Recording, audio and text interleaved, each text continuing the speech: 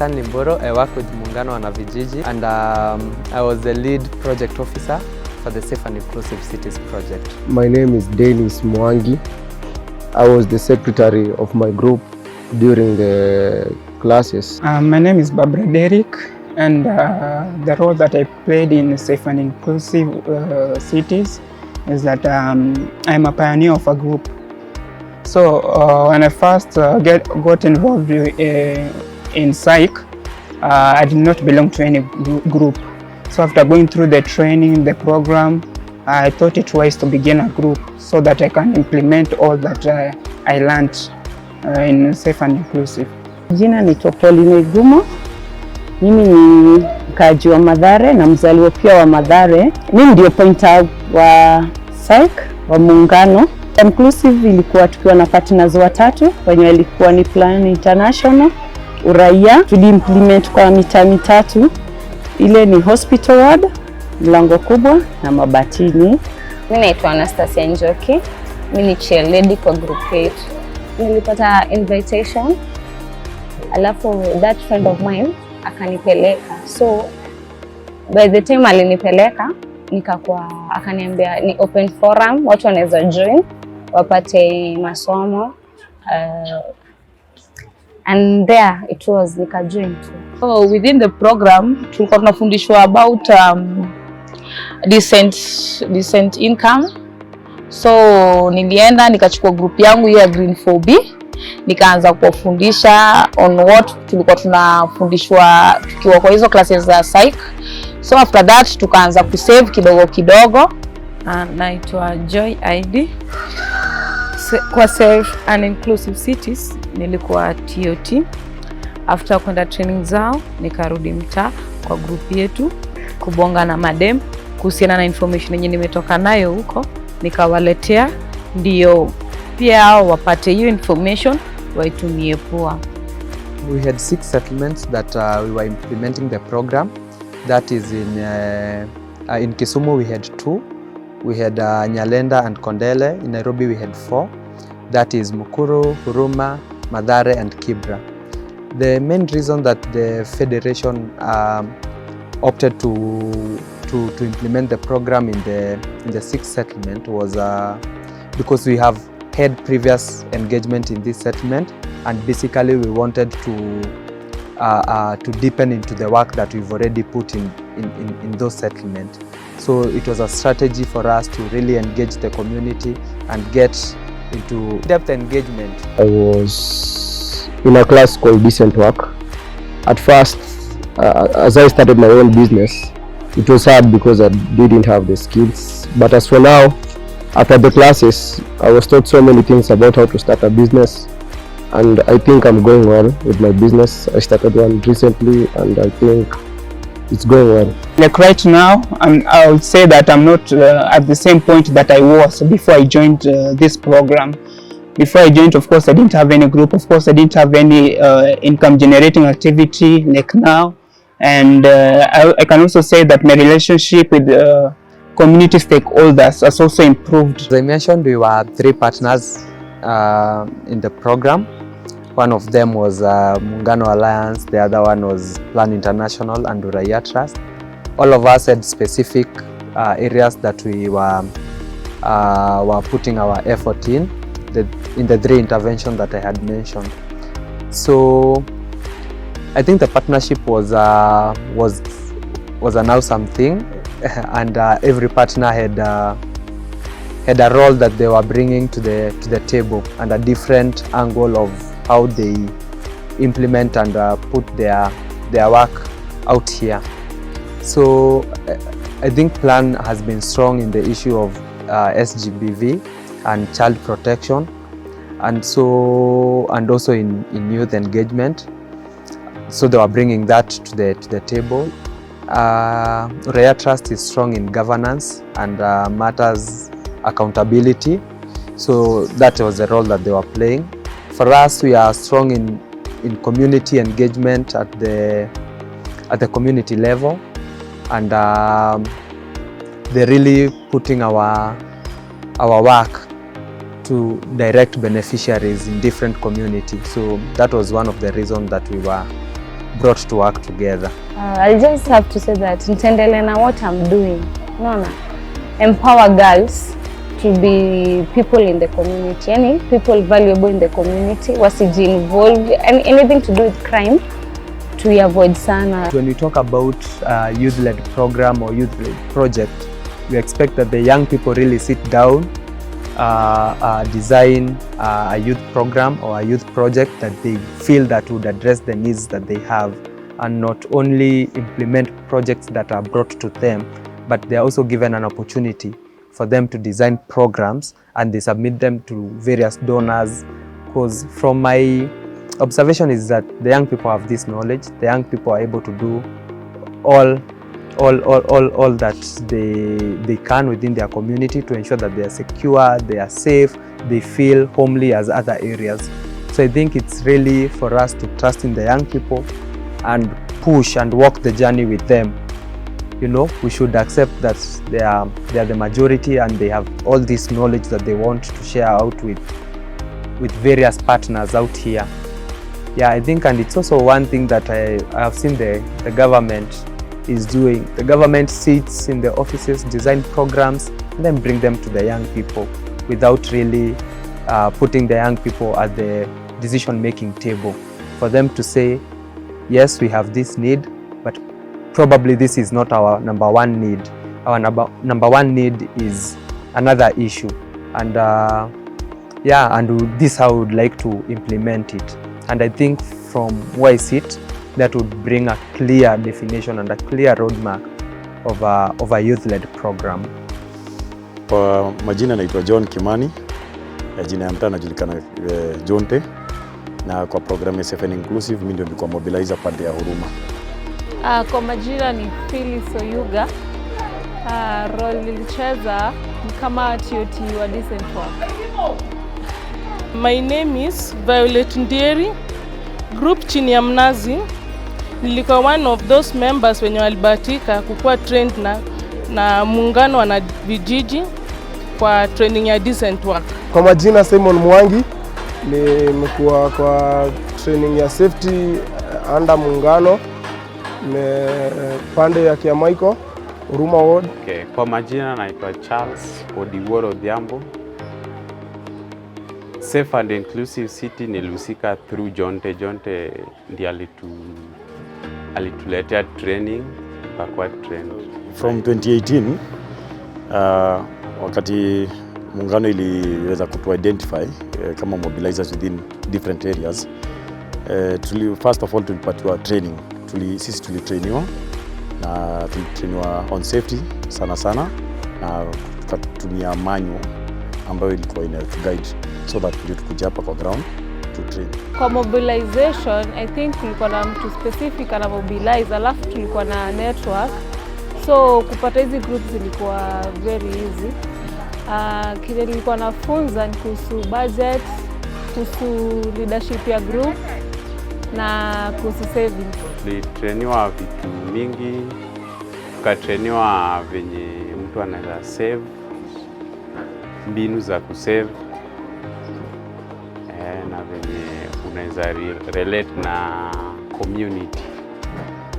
So ile tulifanya, tuliweza kuidentify vijana kutoka kwa groups na wengine kutoka kwa bases, and then kutoka hapo kutumia ile data ikatuinform zile issues ziko, so na tukaanza ku have discussion na vijana ndio tujue vile tutaweza kuziaddress, na kutoka hapo sasa ndio tukaanza kuanza kuwa train in groups, so that sasa ndio tuko na ile engagement.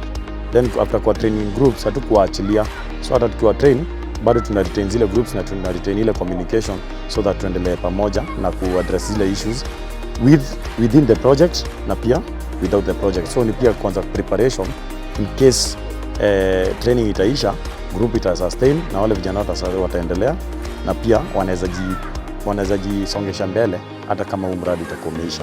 Being one of those walikuwa trained kwa Decent Work, nilileta hiyo initiative kwa group ikaanza savings, na most members wenye tuliwatrain hiyo story ile yenye tulipata huko tulileta kwa group, wengine pia wakaanza kusave both kwa members na kwa community. Kuna wenye walianza initiative ya kusave kama table banking. Hiyo ilikuwa kitu kubwa sana yenye tulilearn sana na yenye ilisaidia members wetu. Sisi kama wakaji wa Kiamaiko kulikuwa na insecurity pande ya Kiamaiko, na tulihave kukaa chini kama vikundi, tukaitana dialogue, tukaita DCC, tukaweza kuitisha mkutano na OCS wetu, Madam Chief, huyo ndio senior chief wetu, na bado Mwaura, tukakaa naye kikao, tukazungumza about matter ya security, sana sana pande ya Kiamaiko, pande ya chini. Tukamaliza kikao na waliweza kuchukua hatua. Lessons nilipata, kwanza lesson ya kwanza yenye imenisaidia mpaka sasa ilikuwa about your savings. From there sikuwa na job yoyote, nilikuwa tu hivyo mtaa. So from there ndio Jonte alikuja akatutrain. After training walitutrain venye mtu akipata do, kuna ile amount unafaa unakula na kuna ile amount unafaa una save. So after hiyo savings ndio walikuja na another training, walitconnect na NGO ingine wakatufanyisha hiyo training ya simu. Hiyo NGO inaitwa Accept International, wakatufanyia training ya simu. So after hiyo training ndio na zile savings nilikuwa nafanya ndio nikakuja nikafungua place ya phone repair. After training especially za decent, kuna wale vijana wali realize that wako na pesa but hawajui ku account for their activities zile wanatumia na pesa, despite vijana kusema wana kazi na wana pesa, but sawa wali train the little that they have vile wanaweza zisave. The other thing pia kuanza kuangalia in terms of zile biashara wanadu vile pia wanaweza ziboost na kutokana na ile skill. Pia hapo through ile stakeholders meeting tukapata partnership na several organization, wacha ni mention kama Builder, tukapata partnership na Accept International ambayo inaoffer hizo skills. Builder ni kwa wasichana, ni stories za carpentry na joinery na painting. Accept International inapatia nayo mafunzo ya mobile phone repair na pia wengine, ambapo sasa tulianza kulink wale vijana na hizo opportunities. Hizo ni zile vitu ambazo zilijitokeza mzuri.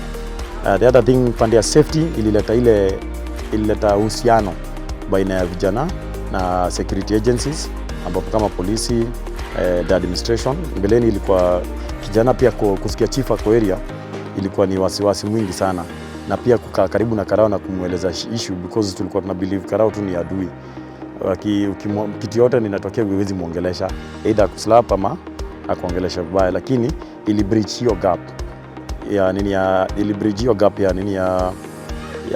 my youth na security agencies, na pia kuleta ile relationship between vijana na wazee na vijana pia na the entire community.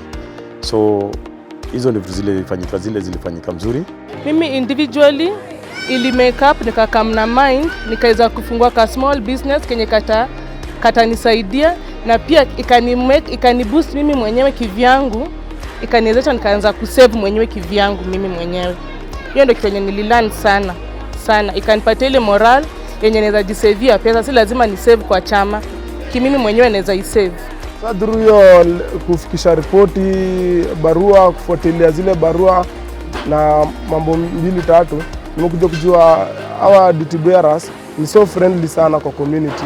Ni sisi mayouth tunawaogopa. Yeah. Hapo ndio kikundi kisha trainiwa. Then sasa vile tuko tunawaachilia, hapo ndio sasa tulijaribu kukusanya maoni ya vikundi mingi, tunaziweka pamoja sasa zinawa kama network, so that after the project then the network can go ahead na ile kazi ambayo walikuwa wameanzisha, kama ni mambo ya sensitization, kama ni mambo ya engagement na duty bearers without even the project. Na tukisema hivyo so far Huruma tukaweza kumaintain kuwa na 2 networks, ambapo network moja ilikuwa ya vijana, ilikuwa na ya Kiamaiko, ilikuwa na about 10 groups. Ikiwa na 10 groups ni tulifanya like kujaribu kukam estimation ya numbers ya membership, tukapata tuko na 170 members Kiamaiko. Then ya Huruma iko na 23 groups, ambapo iko na estimation of 800 members. Na hadi saa hii hizo network bado ziko zinaendelea tu na kufanya engagement na duty bearers na community kutokana na ile training walipewa na pia ile space na platform ambayo ilikreatiwa na hii program. Watu wengi hawakuwa wanajua kuandika business plan, how to plan their business. So tulikam na initiative kutrain watu wenye wangetaka kujua kuandika business plan, na tukapata wasee wengi sasa hiyo wanaweza jiandikia business plan. Kulingana na vile tulisoma, tukakuja tukaonyesha watu wengine. Mosa hii kuna percentage yenye za jiandikia business plan, si lazima waende walipane nje ndo wakuje wafanye ndo waandikiwe business plan, wanaandika saa wenyewe. Community imekuwa na issues za families, marriage, wazai kupiga mama, mzai kusumbuana na toi, kupiga toi, ama wife alienda kamwachia toi, anabakia chukui jukumu la wale watoi. Sasa ilikuwa na issue kama hizo, unaweza kuwa unafikisha mzee wa kijiji, unapata take action, unafikishia mtu wa kumlilia kwa mtaa, take action. Sasa vile chief tuliengage na yeye through hizo dialogues na DCC na katika exchange numbers, ukimpigia ana receive call yako very fast na ana respond. Kusaidia ku point out hizo place au wenye wanauza madrugs, kwa point kuenda kuongelesha, kuambia hizo kitu wanafanya si kitu poa, wanaharibu vijana wenye wanafaa wasome. So ime impact community, like sahi vijana unapata kuna wale juu ni kitu haiwezi fanyika siku moja, lakini kuna wale wameacha, wamerudi shule, so ime impact community. First of all ni ku make sure that wale vijana wamejulikana na njia positive, si vile kila mtu alikuwa anawabeba negative.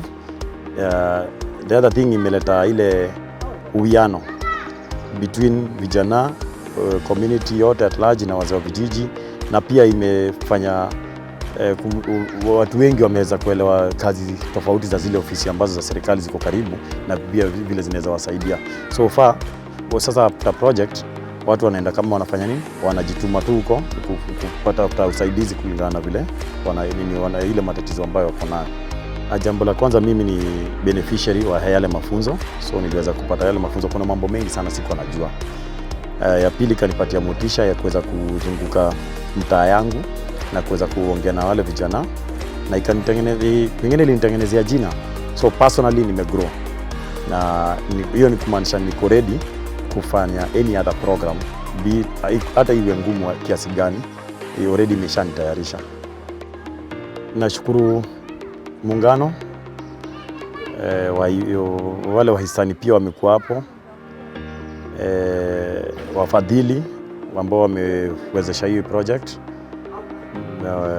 other partnering organization ambao tulifanya nazo pamoja, kutupatia hii fursa at least kuweza kuelewa mtaa yetu na kujaribu kutuinua kutoka kwa ile kiwango tulikuwa kwa kiwango ingine, kupitia hii elimu, kupitia hizo engagement, na at least tunajiona sasa tuko mahali. So ni nafasi nzuri sana kwa muungano, na ningeomba kama kuna nafasi nyingine kama hii tupewe, especially vijana, and then i expand kutoka mahali iko sasa kwa zile settlements ziko ama wards ziko, tuende sasa tuingie sehemu zingine ambapo muungano pia tuko.